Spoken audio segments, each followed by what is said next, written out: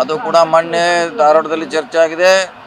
ಹಾವೇರಿಯಲ್ಲಿ ಕೂಡ ಇನ್ಶೂರೆನ್ಸ್ ಬಗ್ಗೆ ಲಾಪ್ಸಿಸ್ ಇದೆ, ಸಮಸ್ಯೆ ಇದೆ.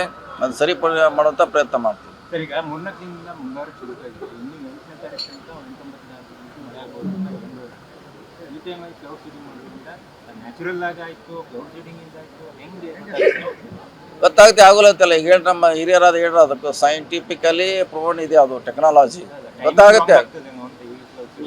ಹೀಗೆ ಮಾಡ್ಬೇಕು, ಮೋಡ ಇದ್ದಾಗನೇ ಅದನ್ನ ಪ್ರಯೋಗ ಮಾಡ್ಬೇಕು. ಮೋಡಿಲ್ಲ ಮಾಡ್ಲಿಕ್ಕೆ ಅದು ಬರಲ್ಲ. ಮೋಡ ಇದ್ದಾಗನೇ ಮಳೆ ಬರ್ತಾ ಇದೆ. ಇನ್ನೂ ಅದು ಗಾಳಿಗೆ ಮೋಡ ಮುಂದೆ ಹೋಗುವಂತ ತಡಿಲಿಕ್ಕೆ ಇದೊಂದು ಟೆಕ್ನಾಲಜಿ. ಮಳೆ ಅಲ್ಲೇ ಎಲ್ಲಿ ಮೋಡ ಇರ್ತದೆ ಅಲ್ಲೇ ಬೀಳಿಸುವಂತ ಒಂದು ಇದು ತಂತ್ರಜ್ಞಾನ. ಆ ರೀತಿ ಮೋಡಿದ್ರೆ ಮಾತ್ರ ಇದು ಸಕ್ಸಸ್ ಆಗ್ತದೆ, ಯಶಸ್ವಿ ಆಗ್ತದೆ. ಅದು ಅವ್ರಿಗೆ ಎಷ್ಟಿದ್ರೆ ಅವರೇ ಬರ್ಸ್ಬೇಕಾದ್ರೆ ಗೊತ್ತಿಲ್ಲ.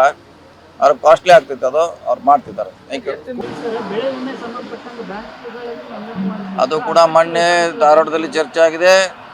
ಹಾವೇರಿಯಲ್ಲಿ ಕೂಡ ಇನ್ಶೂರೆನ್ಸ್ ಬಗ್ಗೆ ಲಾಪ್ಸಿಸ್ ಇದೆ, ಸಮಸ್ಯೆ ಇದೆ.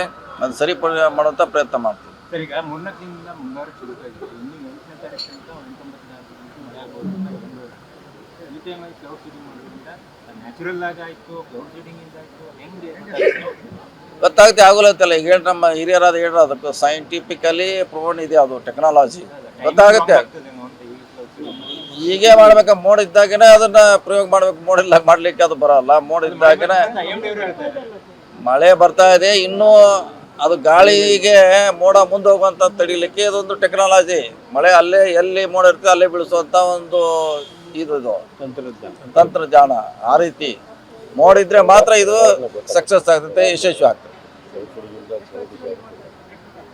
ಅದು ಅವ್ರಿಗೆ ಎಷ್ಟಿದ್ರೆ ಅವರೇ ಬರ್ಸ್ಬೇಕಾದ್ರೆ ಗೊತ್ತಿಲ್ಲ. ಅವ್ರಿಗೆ ಕಾಸ್ಟ್ಲಿ ಆಗ್ತೈತೆ, ಅದು ಅವ್ರು ಮಾಡ್ತಿದ್ದಾರೆ. Thank you.